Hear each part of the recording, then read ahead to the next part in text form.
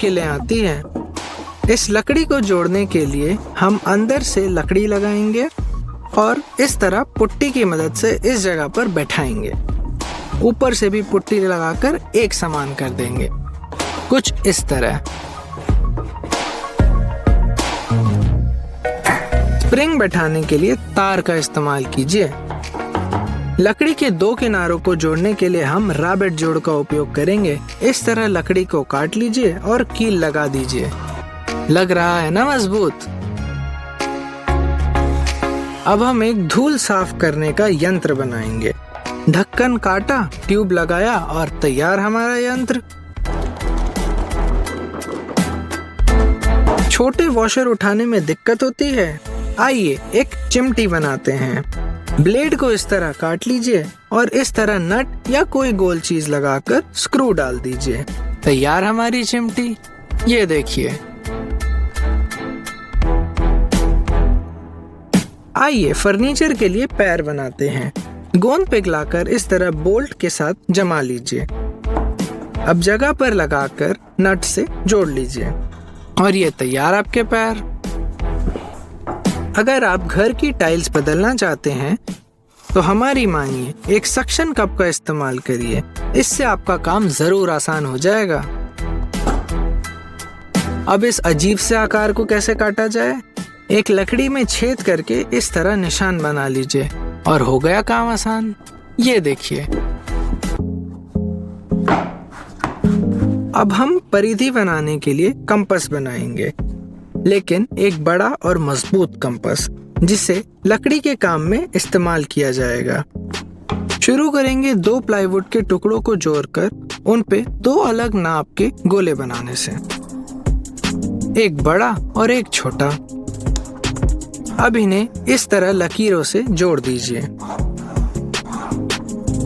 Jigsaw से इन्हीं लकीरों के साथ काट लीजिए। काटने के बाद इन्हें बेल्ट सैंडर पर घिस लीजिए।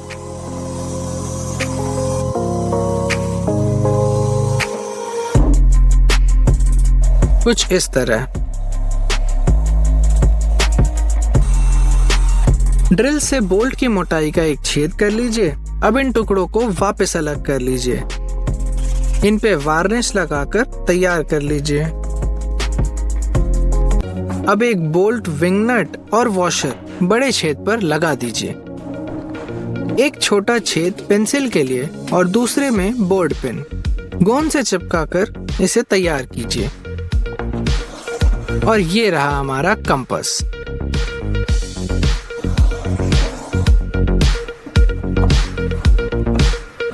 हर वर्कशॉप में सामान रखने की एक्स्ट्रा जगह होनी चाहिए। ये रहा एक साफ तरीका एक्स्ट्रा जगह बनाने का। एक पट्टे को लकड़ी पे इस तरह जोड़ लीजिए और ऐसे 2 तैयार कीजिए। अब आपके पास डब्बा लटकाने के लिए साधन तैयार है। ये देखिए कितना आसान है। अब हम बनाने वाले हैं एक नए तरीके का सरौता। शुरू करने के लिए लकड़ी के 2 गोले काट लीजिए। पहला वाला दूसरे से दुगना बड़ा होना चाहिए। अब इस तरह दोनों में 3-3 छेद कर लीजिए। अब 3 सरिये काटकर घिस लीजिए। हथौड़ा मार के इन सरियों को इन लकड़ी के हिस्सों में लगा लीजिए, कुछ इस तरह। अखरोट डाला, घुमाया और तैयार हमारा सरौता। हमारे अगले प्रोजेक्ट के लिए हम एक मैनुअल एयर ब्रश बनाने वाले हैं। इसके लिए पहले आधे इंची ट्यूब को 8 इंच की लंबाई पर काट लीजिए और 1/4 इंची ट्यूब को 2 इंच की लंबाई पर काट लीजिए। बड़े वाले को एक छोर से हथौड़ा मार के चपटा कर लीजिए। एक छेद ड्रिल कीजिए और उसमें छोटे ट्यूब को इस तरह चिपका दीजिए। अच्छी तरह गोंद लगाइएगा, लीक नहीं होना चाहिए।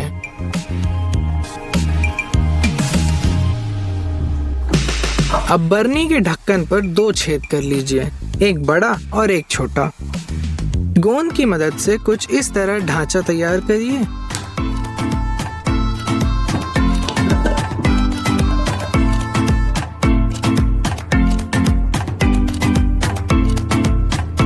गोंद हर जगह लगना चाहिए और ढांचा कुछ इस तरह दिखना चाहिए।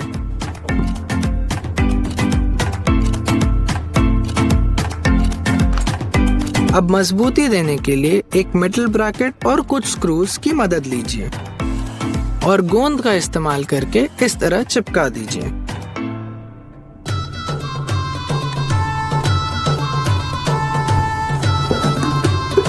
अब बरनी में पेंट डालकर पतला कर लीजिए।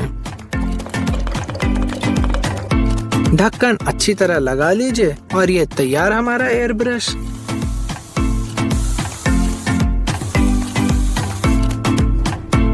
आखिरी प्रोजेक्ट में हम आज नमक और शक्कर की डिब्बियां बनाने वाले हैं। इसके लिए 2x2 की लकड़ी से 4 इंच के हिस्से काट लीजिए, 2 लकीरें किनारों से किनारों तक, कुछ इस तरह।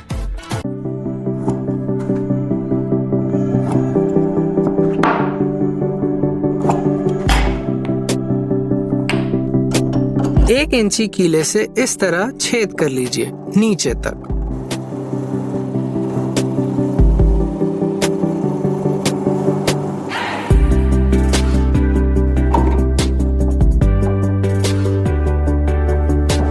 डिब्बी के दूसरी तरफ छोटे छेदों के लिए मनपसंद तरीके से निशान लगा लीजिए और उन्हें ड्रिल कर लीजिए।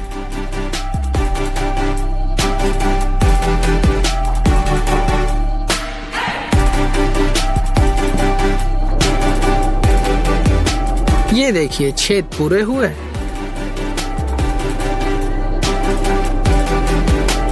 इन्हीं छेदों से आएगा हमारा नमक और काली मिर्च।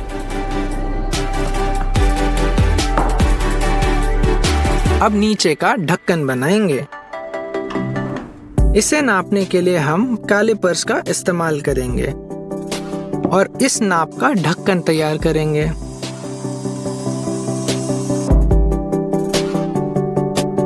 इसकी घिसाई करना मत भूलिएगा।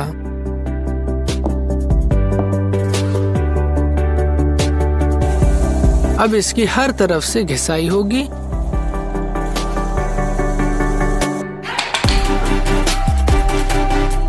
और घिसाई के बाद वार्निशिंग और सूखने के बाद आपकी डिब्बियां बिल्कुल तैयार हैं। ये डाला नमक, काली मिर्च। के छेद को बड़ा कर लीजिए और उसमें लकड़ी के टुकड़े डालकर गोंद से अच्छी तरह लगा दीजिए। सूखने पर इस लकड़ी के टुकड़े को काटकर अलग कर लीजिए। अब इसकी सतह एकदम साफ है और यहाँ मजबूती से नई पकड़ लगाई जा सकती है। इस बार हम इस्तेमाल करेंगे ब्लेड के टुकड़े का। टुकड़ा होगा हमारे अंगूठों के गद्दी के नाप का और इसे हम अंगूठे पे इस तरह बांध लेंगे। और अब आपके हाथ काम करते वक्त बिल्कुल खाली होंगे।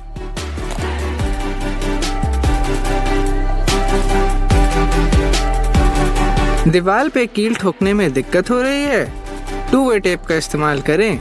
एक छोटा हिस्सा काटकर हथौड़े पर इस तरह लगा दीजिए। दूसरी तरफ की पीली परत उतार लीजिए। अब आपकी उंगलियां एकदम सुरक्षित रहेंगी। ये देखिए, एक छेनी पर 5 स्क्रूओं को चुंबक की मदद से इस तरह चिपका कर पकड़ में ऐसे बैठा लीजिए। एक एंगल ग्राइंडर की मदद से उनके सर काटकर अलग कर दीजिए और उन्हें जिप टाई से इस तरह ड्रिल पर लगा दीजिए। अब आपकी खुद की ड्रिल तैयार है। ये देखिए, तार पे काजू लगाना है और उस जगह हथौड़ा नहीं जा सकता। कोई बात नहीं, एक क्लैंप को इस तरह काजू पर लगाकर कस लीजिए और हो गया आपका काम पूरा, वो भी बहुत सरलता से। इस बार हमें प्लास्टिक पाइप के 2 अलग नाप के टुकड़े काटने होंगे, एक बड़ा और एक उससे छोटा। बड़े वाले टुकड़े को इस तरह सीध में काट लीजिए। अब इसमें सैंड पेपर को ऐसे फंसा लीजिए और कसने के लिए छोटे पाइप को अंदर डाल दीजिए। अब नट, बोल्ट और वॉशर लगाकर ड्रिल पे फंसा लीजिए। अब कर लीजिए अपनी पूरी सैंडिंग। आइए एक सैंडिंग डिस्क में कुछ छोटे गोले काटते हैं।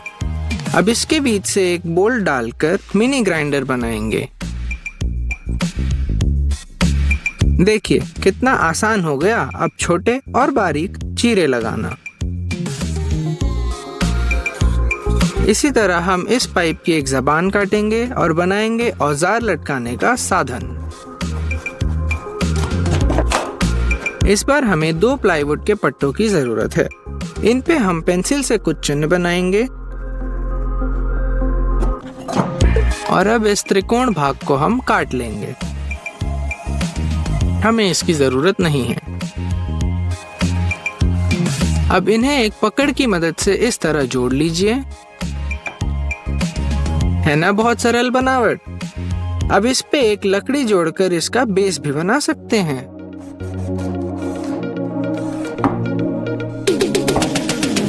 इस तरह आपका खुद का लकड़ी का क्लैंप तैयार। अगर आपके पास पतला तार नहीं है तो कोई चिंता की बात नहीं है। आप इस मोटे तार को पकड़ में फंसाकर ड्रिल से ऐसे घुमा सकते हैं। और अगर और पतले तार की जरूरत है तो निकले हुए तारों में से एक तार को फिर से घुमा सकते हैं। अब इतने तार निकल ही गए हैं तो क्यों ना इनका कुछ इस्तेमाल किया जाए। अब हम तो छेद करेंगे एक लंबे से बोल्ट में, उससे तार निकालकर इस तरह बोल्ट की मदद से जोड़ लेंगे। ये देखिए।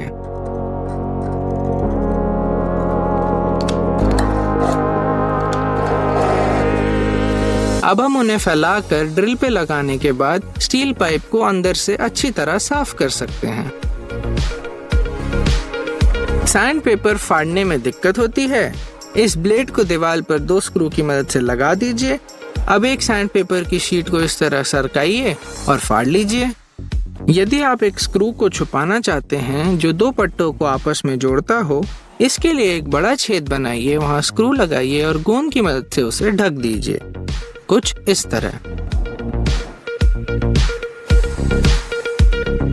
क्या ड्रिल से छेद करते वक्त धूल छेद में घुस जाती है? अपने ड्रिल पे दिए गए स्विच को दबाएं और उल्टा घुमाकर सारी धूल बाहर। ये देखिए।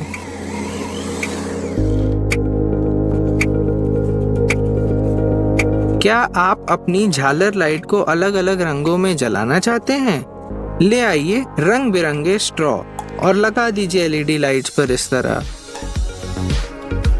और तैयार आपका इंद्रधनुष।